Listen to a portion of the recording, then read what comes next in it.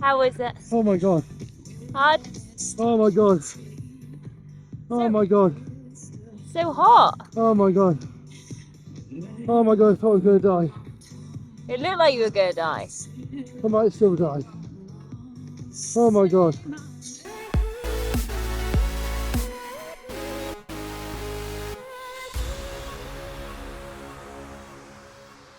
This video is just a quick one for anybody that has ever fallen off the wagon, because I'm going to describe my experience over the last couple of months where I have been without my wagon. I'll explain how that happened, what that looks like, the effect that it has had on me, why and how I'm climbing back on the wagon, and perhaps most important of all, why that period, although easy to look at negatively, was actually not that big a deal. So if you are prone to separating from your wagon, you might find this useful. If you're currently off your wagon as we speak, you might find this useful. And if you're only here because you genuinely have an actual interest in wagons, sorry, this has nothing to do with wagons. Right, first let me explain what I mean by a cheat day. This video is going to be titled 60 cheat days in a row, although it's now nearer 70, and it is those repeated cheat days that I'm regarding as falling off the wagon. But I know that some people will say it's not a real cheat day unless you have, I don't know, pancakes and pizza like The Rock pretends to, or at least they'll have their own idea of what cheating is. So here is mine. I have a plan that if I stick to leads to good health and good sporting outcomes. There are, in simple terms, 3 parts to that plan: diet, exercise, and rest and recovery. If I deviate significantly from the plan, it's a cheat day, which means there's a lot more to it than simply eating ice cream or spending a day on the sofa. My diet, for example, allows for a certain amount of calories. Ice cream might well fit within that allowance, so eating it might not be cheating at all. My training allows for rest days and recovery periods, so spending the day on the sofa might not be cheating at all. But if my calorie allowance for the day is, say, 2,500 and I eat, say, 5,000, that could be 5,000 calories of the healthiest food going, it's cheating. Equally, if my training plan says it's a 1-hour cardio session, I do 5 minutes of abs and then call it quits, that's cheating, even though I went to the gym. Basically, it's, I know what I should be doing today, but fuck it. We all have those days, no big deal, but stringing 60 of them together in a row, that's not a great idea. So how did it happen? This might be quite useful to hear, especially if you're somebody who is just kind of beating themselves up on a regular basis when things go off track, because it's very easy to look, especially at social media and people on it, and assume that they have it absolutely nailed, and it's just you in isolation that is the only person failing. But everybody fails sometimes, even people with every reason not to fail, and everything's stacked in their favour. So at the end of April, I competed at Hyrox in London, did quite well. Prior to that, I'd been training a lot. I'd crushed a 10k at my local duck pond. I'd hit some PBs in the gym. I was far from in perfect shape, but not bad at all. And that is when I'm vulnerable. It's the Rocky 3 syndrome. He's beaten Apollo, he's on a high, he takes his eye off the ball. Before you know it, Thunderlips has his hand between your legs. And I knew that was a possibility. In fact, my video that followed the Hyrox race was all about the ways that I keep my diet on track. And the tips in that video are good. They normally work. But sometimes staying on course is just harder than it should be. And over the last couple of months, every reason I've had to get back on track could also be looked at as an excuse not to bother. It's kind of good cop, bad cop. Here are a few examples. Straight after Hyrox, I went on holiday, so I'm on the beach. Good cop says stay in shape. But I'm on a break, relax. Bad cop says eat what you like. Then this channel hit 100,000 subscribers. It's now literally my job to work out, get back in shape so I look the part. But the numbers look good. I've got videos lined up on hitting that 100,000, my new bike, some funny stuff. I don't need to be in shape for that. And then my wife, Jenna, decides to do Hyrox herself at the end of the year and spend all this summer training for that. So now I have a wife already younger than me, now heading to be fitter than me. Obviously, it means I need to keep up, or I'm going to look very, very silly. But that means I have no one watching this channel specifically expecting much of me for a while, because I can just distract them with videos of my wife. So Denzel says, have a cookie. So on the one hand, every reason to stay on the wagon, and on the other, plenty of reasons to fall off. And I fell off. So what did that look like? So at first, I just ate and trained intuitively, and my intuition told me, eat lots, don't bother training. What did those 3 areas of my fitness turn into as a result of that? The diet, the training, the recovery? Well, diet just went out the window. I just ate what I wanted. A good day might be 3,000 calories, a bad day could easily be twice that and then some. I would guess probably averaging somewhere around 4,000 calories a day. I mean, that's a wild guess. I don't really know. We've had a lot of takeaways. The training for the first month was pretty non-existent. And then the last 5 weeks or so, it's been hit and miss. I've done an awful lot of sessions where I'll go to the gym, I'll have a maybe 1 hour session planned, and I'll just call it quits after 20 minutes.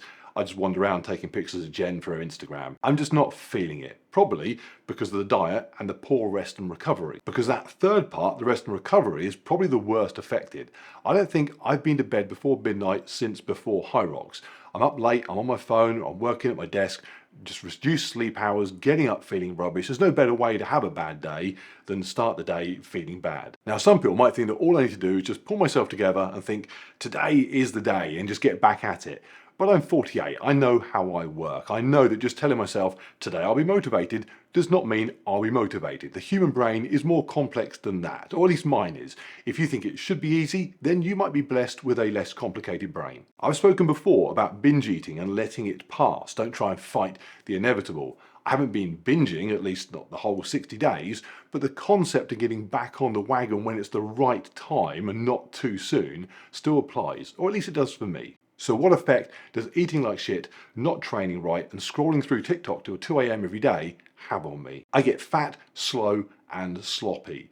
Let's do sloppy first. I've had more injuries in the last 2 months than the last 2 years. I rolled an ankle, I tweaked my back picking up a cotton bud in the bathroom. It took me 3 days to have that calm down.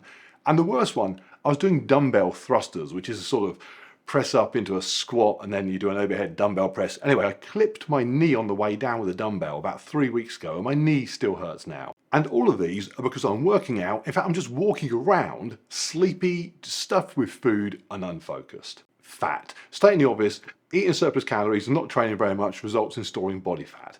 Now, I hesitate to say I'm fat because there are clearly many people watching who are truly fat that would regard where I am now as not being too bad at all. In fact, 15 years ago, if I woke up one morning looking like I do now, I would be absolutely delighted.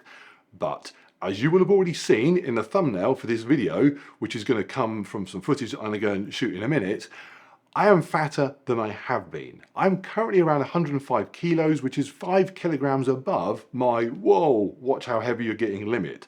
For Hyrox in September and October, I really want to be about 95. So this is too fat. It does feel it as well. Don't forget I'm 6'6", so it's spread across a large area, black t-shirt, slimming, but it's there. I certainly feel it. When I get up out of a chair, I can feel that I'm just heavier than I need to be, spread out or not. It doesn't feel good. I am too fat for me. And if you think it shouldn't make much difference, go grab yourself a 10 kilo weight from the gym, stick it in a rucksack and carry it around with you all day. It's not pleasant, especially in this heat. In fact, let me deviate from the script for a moment just to tell something that people who are fat might find inspiring to hear.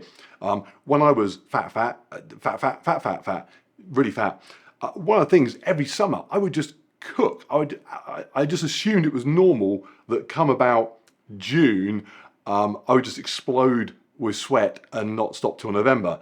And one of the amazing things that happened when I lost lots of weight was that I didn't spend all summer cooking, probably because I wasn't carrying around a 100-pound coat of fat. The minute I go a little bit heavier than I should do, as I am now, I feel the heat again. It's like I've put on a 10 kilogram jumper of fat. So anyway, my point is, if you're overweight and thinking, oh, what have I got to look forward to? Not cooking every summer is something to look forward to. Oh, and just in case people think that when I go and do the footage that I will have already put up on screen by now for you to have a look at, if people think, oh, that's just the lighting, if you tensed and flexed and you light it appropriately, you'd look as ripped as always. No, Steven Spielberg could set up the lighting in my garage. It is not going to make me look the way I should look. And the last impact of me falling off the wagon was I have just gotten slow. So if me getting sidetracked from my training was like the start of Rocky 3 with me as Rocky, the Turf Games event that I did last weekend, that was like Rocky's first fight with Clubber Lang, except I'm Mickey, who dies at the end of that fight. It was horrific. Turf Games should have been perfect for me. It was a cycle ride. I can ride into a ski erg. I own one, into a row. I should have been close to fastest.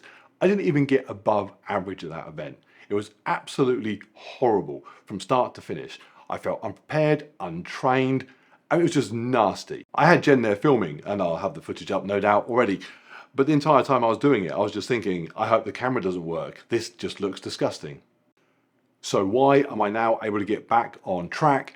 I have no idea, but I know I didn't do what I've done in the past, which is try and force myself back into it all too soon. It's very easy to look at situations, events, and say, that will be the moment. People do it all the time with Monday. I'm going to start on Monday just because it's Monday. I could have done that with the turf games. I could have said, right, that is it. That's the moment I'm back at it. But I just wasn't feeling it, so I waited until it felt right. Funny enough, talking to Rocky 3, everyone thinks that getting beat by Clubber Lang was what motivates Rocky to get back into training. It's not. It's his fight on the beach with Adrian that gets him back into training. Up until that point, he's working out, but it's all pointless. What's the matter with you? Tomorrow. Let's do it tomorrow. There is no tomorrow. Because he's just not feeling it. So for me, it was a few days ago. Jen and I were with my coach, Dave Peters at Rumble Fitness. We've got a Spartan race coming up in a few days. It is Jen's first ever, so Dave was giving her some coaching tips. And I'm filming her. And as we leave, she's exhausted. Her hands were torn to pieces. And it just clicked. What am I doing? I'm wandering around with a bloody camera filming while she's working out. What's the matter with you? Done. I'm back on it. Had that moment not occurred, what would have happened? I don't know. There is a small part of my brain that thinks, what if nothing had clicked for 3 months, 4 months, a year? But this is not my first rodeo. Those moments normally do occur at some point. Or I just keep getting lucky and they randomly don't last for too long. Either way, I know it works out in the end. So I'm right back at it, and that means going crazy hard, super strict diet, working out twice a day, full on. Spartan in a few days won't be fun, but by Hyrox, I'm going to be sorted. And at this point, some people will say that allowing myself to do well and then crash and burn and then go crazy again is creating a cyclical pattern that is not the best way to achieve results or indeed just general good health. And I don't care. I'm not a robot looking for the most efficient way from A to B. I'm a human being looking to live my life with fun and excitement. There's a reason that roller coasters go up and down. It's cool. I enjoy looking at my mistakes, problems, things that need sorting out as just part and parcel of an exciting journey. I like pulling out of a fitness nosedive. We have lost vertical control. To soar back to success. I don't worry that at some point I might head back down again. There are limits at the very top end if I'm compromising myself in too many ways to achieve those heights. That's not good. It's why I push the above average message and not be elite. And equally, if my downturn has me waddling around at 350 pounds again, like I used to weigh in the past, I'd have issues arise. Probably divorce would be one of those. But within the extremes is an area I'm happy to fluctuate between, Rocky 3 styly. Is it optimal and sensible? No, but who wants to live like that, or watch a movie like that for that matter? So, in summary, do not throw yourself into a downward spiral because I'm saying it's exciting. But equally, if you find yourself going in the wrong direction, but the speed of descent is not ridiculous and you are fairly confident that in the near future you'll find it in yourself to correct that path, for whatever reason, do not panic. Do not think you're the only person in that situation. Keep cool, and when you're ready, get back on the wagon. Or eat, train, live your life in a consistent and stable fashion, never deviating from a slight upward trend other than to pretend to eat pancakes, and frown upon anybody that wobbles off their course. And just don't expect to get invited to any parties. Right, next video, a hot man and a hot man. I'm hot. Let me do this again. Next video is a hot woman and a fat man running Spartan in temperatures close to being on the actual sun. Subscribe for that nonsense. See you then.